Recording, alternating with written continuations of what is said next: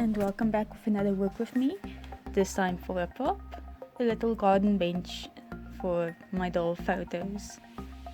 This was suggested to me by a friend, and yeah, so I start off with the seat by layering 2 layers of white popsicle sticks or tongue depressors in a staggered conformation. The length, which is about 34 centimeters long. I do 3 for the seat and 1 for the top of the backrest and a single layer for the middle of the backrest.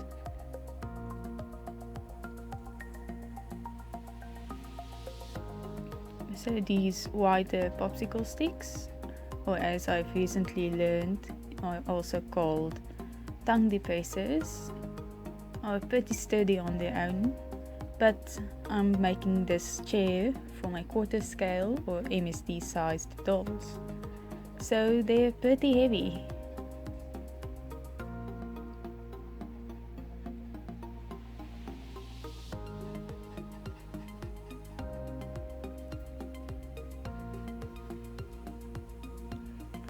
And sorry for any background noises. The weather is a bit bad and the animals are panicking. Not in a weird way, they just don't like thunder.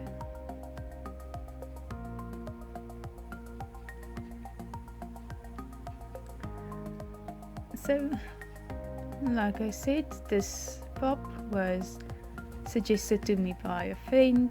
I was looking for something that I can take more pictures with outside.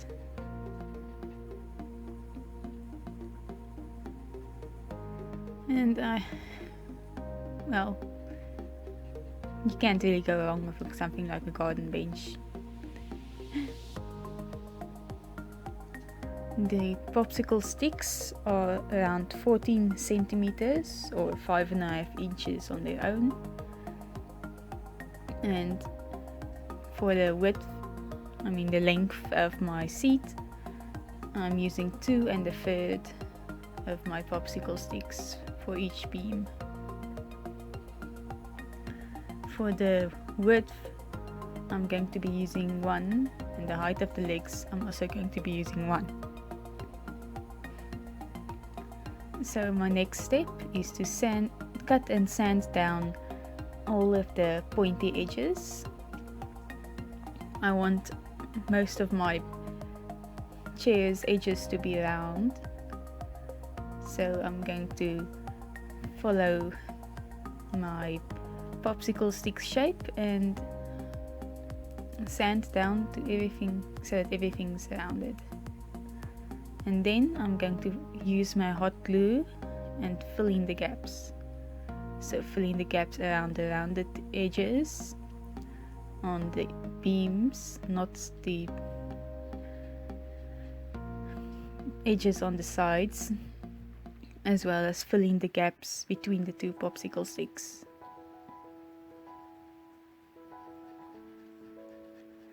And then I use, while my glue gun is on and the nozzle is still very warm, I use the warm nozzle to melt and smooth out all of my glue edges.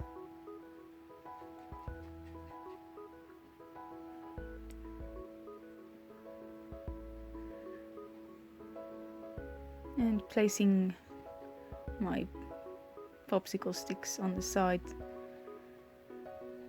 to make sure my glue doesn't mess up. Next, I'm going to add 2 width beams connecting my seat pieces. So here I'm measuring and trying to get everything accurate, and then I glue on my width beam on top of my seat beams in a 90-degree angle.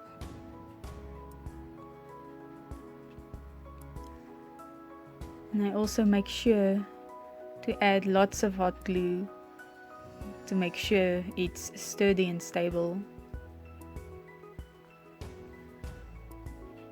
so that it doesn't fall apart.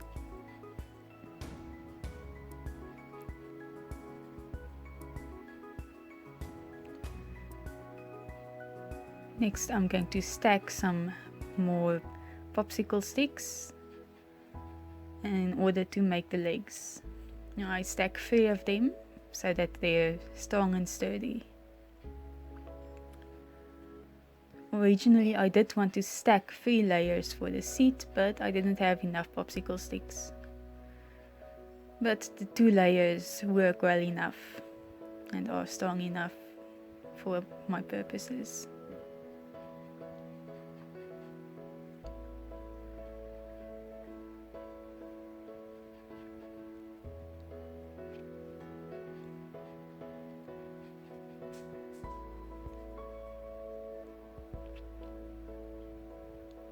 Next I'm going to add another beam in the center of my seat for support. I'm measuring out where the center is, and then I'm gluing it on the other underside.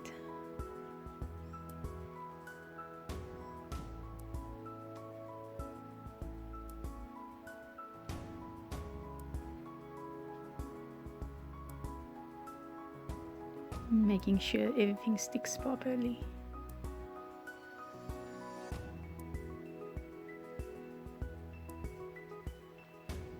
So my next step is I'm taking 3 more popsicle sticks for the vertical beams on my back, for my backrest, and I'm going to glue them to my backrest beams.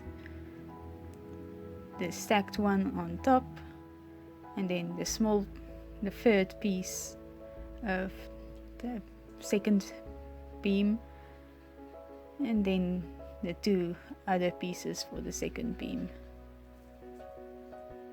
I originally thought it would make a nice pattern, but I covered it up in the end.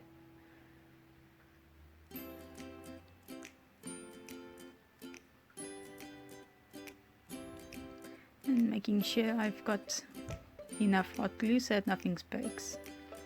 Then I'm going to attach my backrest to my seat in a 90-degree angle, and making sure I add lots of hot glue so that it doesn't fall apart on me. So next I take 2 popsicle sticks and cut them in half. They're going to be the support beams for my armrest.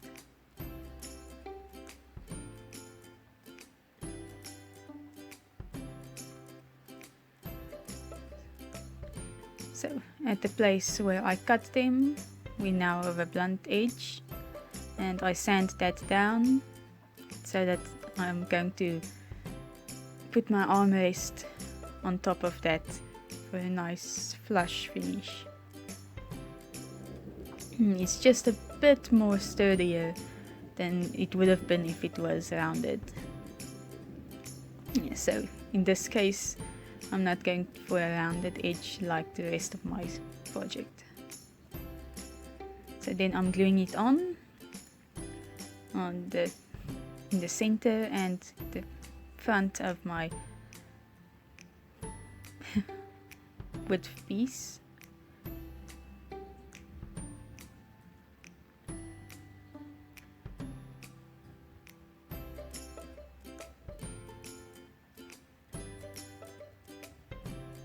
And then I'm taking another popsicle stick and gluing it on top of those 2 pieces to make my armrest.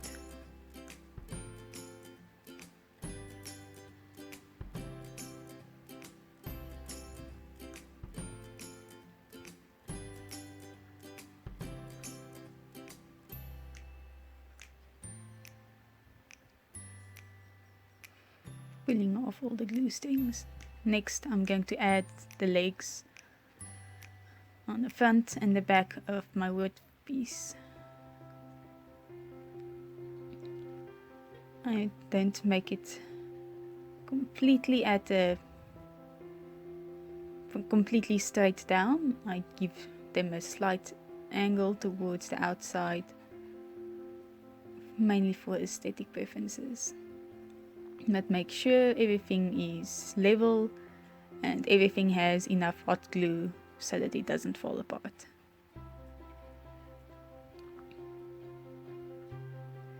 Okay.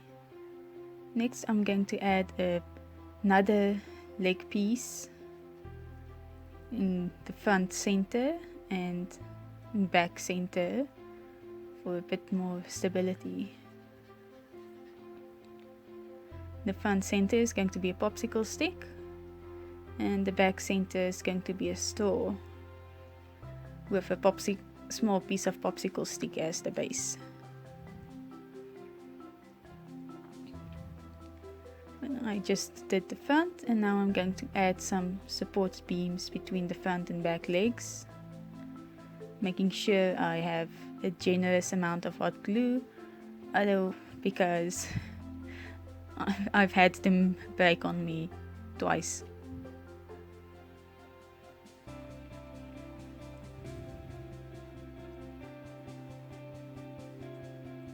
In the background we can see one of my dolls.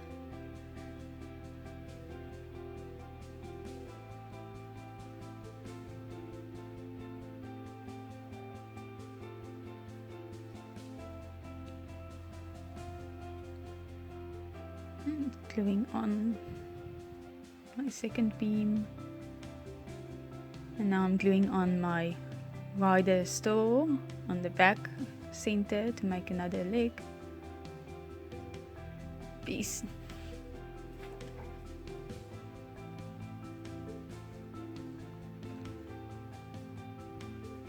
And now I thought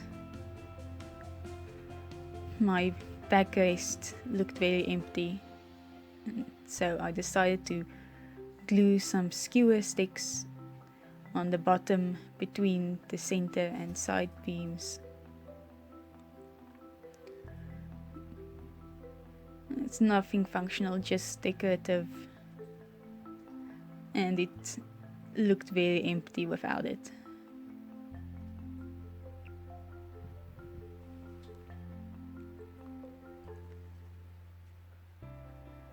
So this is a long and boring process. I can definitely say this was one of the more tedious things to do in this project.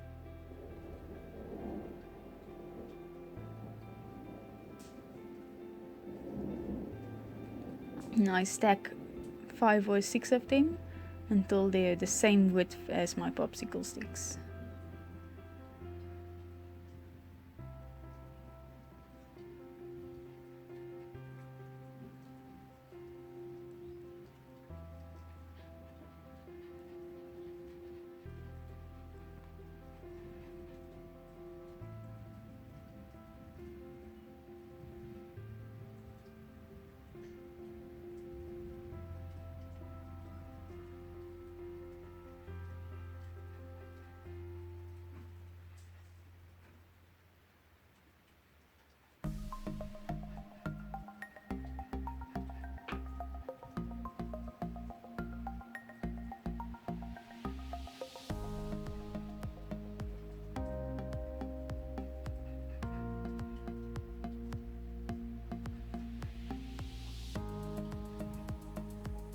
And I'm certain there's a lot of background noises right now.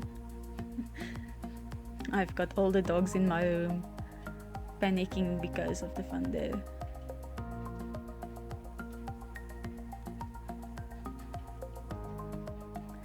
There I add my small popsicle stick piece beneath my straw.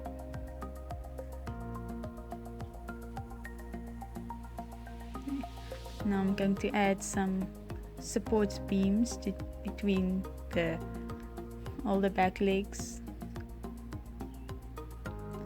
It's not really structural but more aesthetic, because really how much support can a skewer stick give? I'm sure I said popsicle stick, so sorry.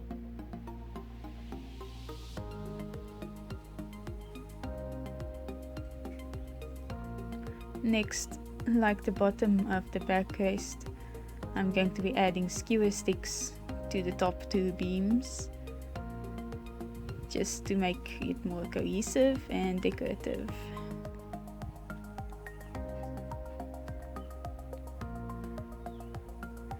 And for these I only did the skewers in the front, which was the most common view point for my piece.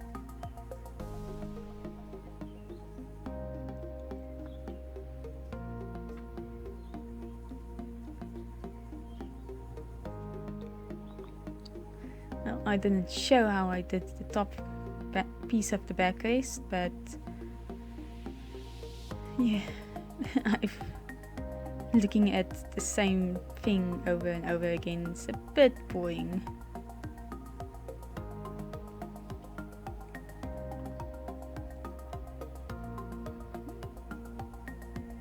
So showing it here should be more than enough.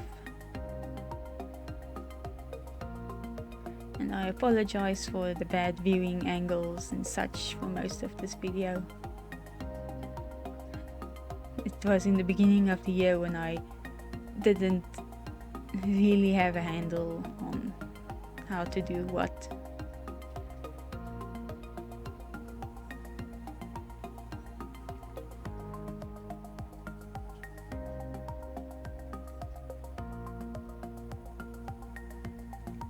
Now I'm going to add a few more support beams on the seat.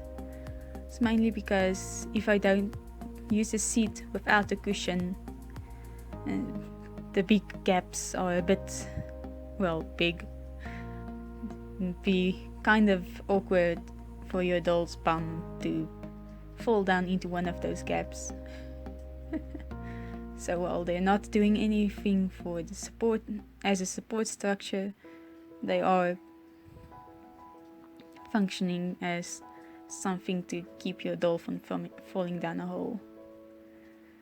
Kind of like small kids in a toilet. That's a very weird thing to say, but yeah. Next I'm going to add some thin stores to the bottom of the armrest for a bit of decoration. You're going to see that customer again. So 2 stores on each side of the armrest. And there's my little baby. One of our adopted babies at the start of the year. Well, a baby I adopted at the start of the year. Her name is Cassia and she's adorable. But even though a few months later she's not as tiny and poofy anymore, but she's still adorable. Give the kitty some love.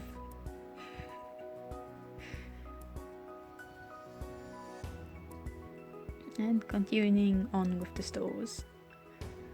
Unfortunately, I would have very much preferred if I had paper stores, but this is what I had in my craft box, and for some reason I'm never able to find paper stores in any of my craft stores.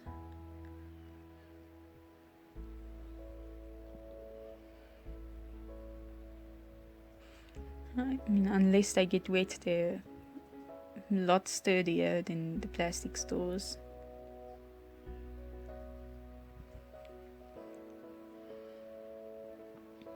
And it's not like I'm planning to take any type of photos in the rain.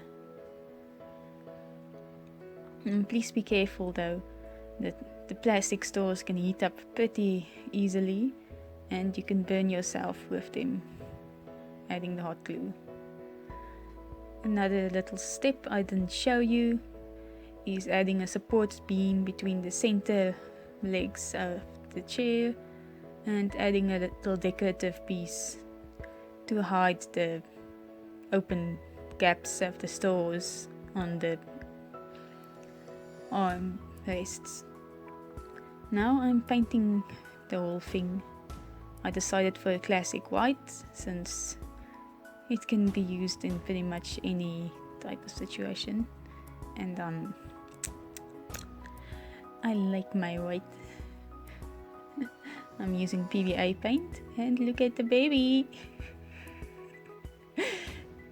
Even now that she's pretty much almost fully grown, she still likes to try to get on top of tables. Anyway, I paint about 4 to 5 coats.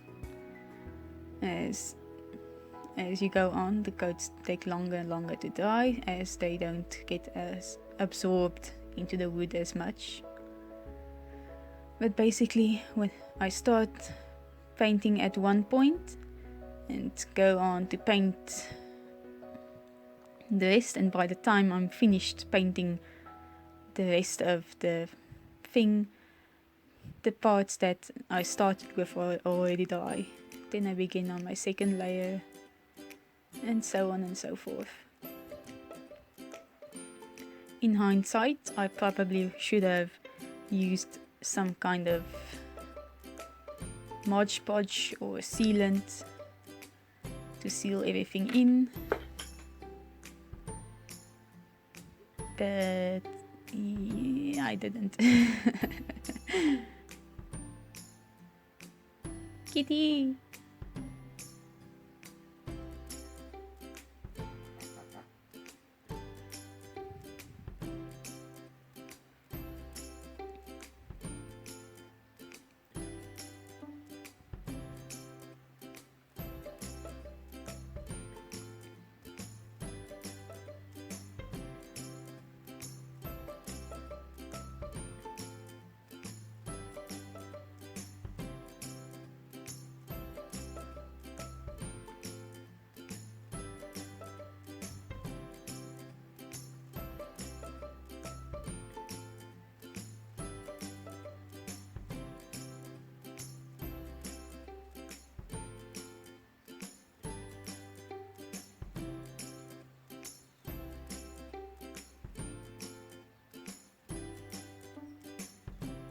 Next, I'm going to make some cushions.